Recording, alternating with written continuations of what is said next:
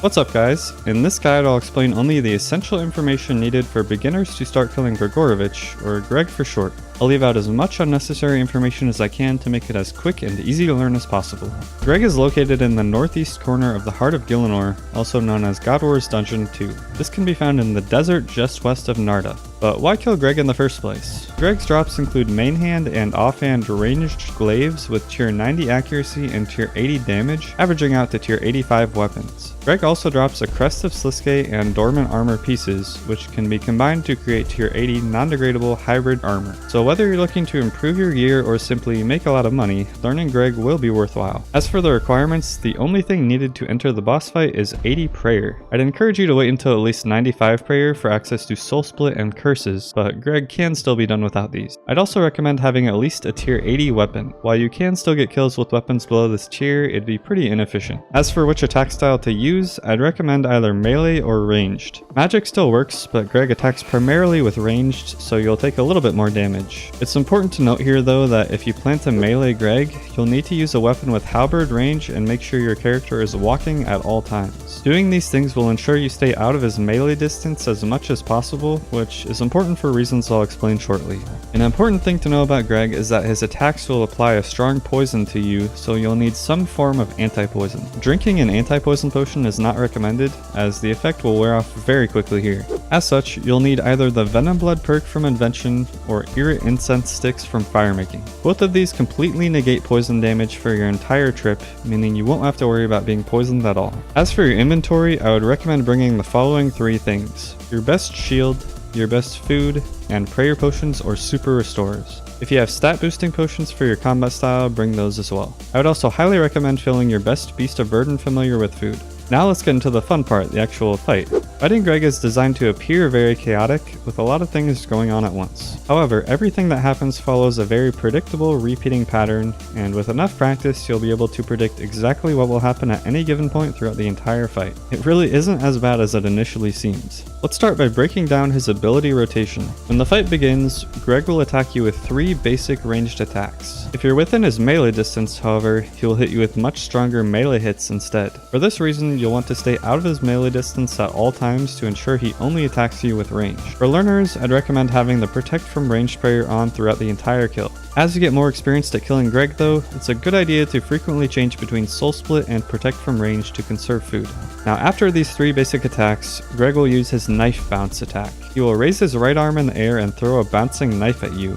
This knife will always hit 5 things in total before disappearing. In a solo kill, it'll bounce between you and Greg, hitting you 3 times in total. In a group, the knife will bounce between players, dealing 5 hits in total. Each hit from this attack has 100% accuracy and deals ranged damage. To conserve food, it's a good idea to use a defensive ability before it hits you. Since the knife bounce attacks have 100% accuracy, it can be a good idea to use the resonance ability to heal from them if low on health or food. Alternatively, using Devotion will make your Protect from Range prayer 100% effective, blocking all of the damage from the attack.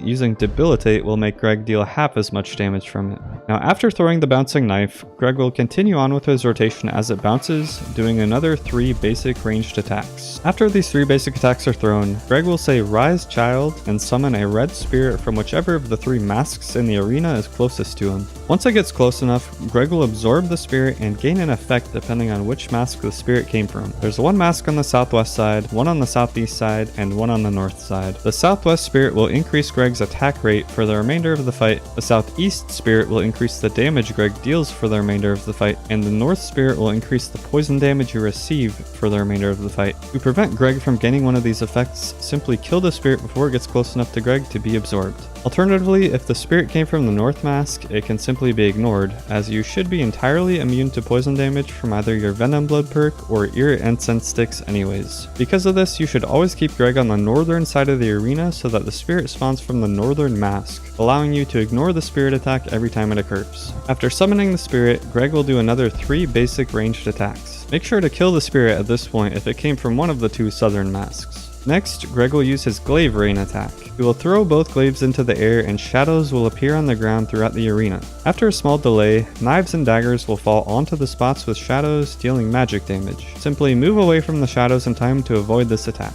And this completes Greg's entire attack rotation. He'll simply repeat this rotation over and over in this exact order until he is killed. Let's go through one full rotation now in real time. To start out, Greg uses 3 basic ranged attacks. Remember to stay out of his melee distance at all times to avoid his stronger melee hits. Then, Greg will use his knife bounce attack. Be sure to use a defensive ability like Devotion or Debilitate to avoid taking too much damage. After 3 more basic ranged attacks, Greg will summon a spirit. Try to stand near the northern mask so that you can simply ignore the spirit. Greg will then do 3 more basic ranged attacks before finishing off his attack rotation with his glaive rain attack.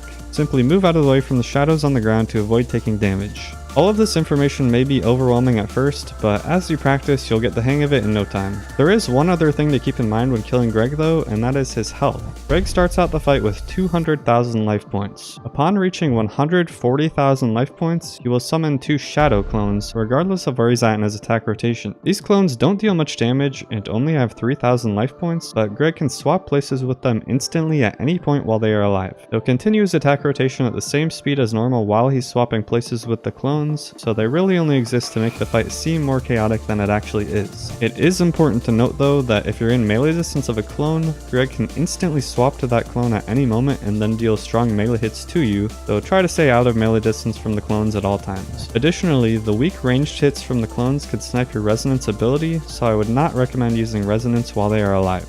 Upon reaching 60,000 life points, Greg will summon an additional 3 shadow clones, but these are no different. These clones can be dealt with by simply using area of effect abilities on Greg. That should be everything you need to know to get consistent Greg kills in no time. There are tons of other things you can do to improve your efficiency at Greg, but those will be on the scope of this video. If you'd like to see more guides like this one, check out the rest of my YouTube channel and subscribe to be notified as soon as new ones are released. Additionally, I live stream Runescape regularly on Twitch, so if you have any questions about Greg or anything else related to Runescape, feel free to stop by and ask. I'd be more than happy to help. A link to my Twitch will be in the description. Thank you so much for watching, and I will see you in the next one.